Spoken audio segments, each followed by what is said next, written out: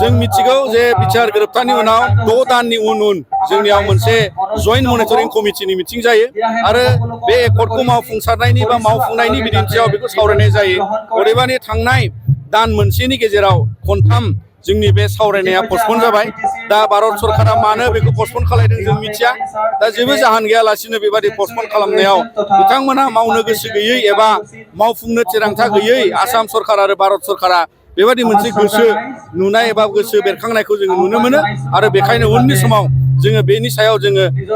गोथों थिरांथा लागोन। जाय थिरांथाजों जोङो बे बिटिआर एकर्ड मावफुंनायजों लोगोसे आरो मावफुङाब्ला जों मा लागोन बेखौ जोङो थिरांथा लानानै नोंथांमोननि गेजेराव जों मिथिहोगोन। बयनिबो जांख्रिथायारि गोसो आरो बोलोखौ लानानै जोङो सानसे समाव आरोबाव जेरै जोङो दा मिजिं थिदोंमोन जे बिटिआर गोरोबथाया भारत संबिधाननि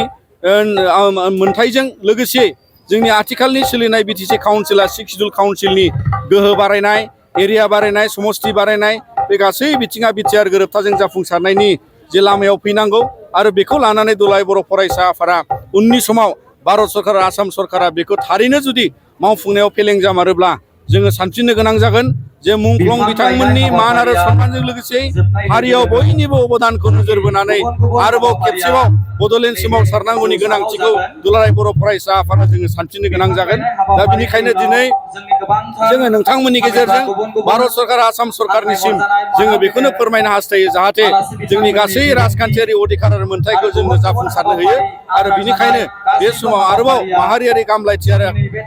हामलायथिजों आं नोंथांमोन बयनिसिमबो जांख्रिथायारि मोनसे गोसोजों नोंथांमोन बयखौबो मान होनानै नोंथांमोननि नैबे खावनिनिफ्राय नोंथांमोननि गेजेराव बे बाथ्राखौनो फोरमायबाय।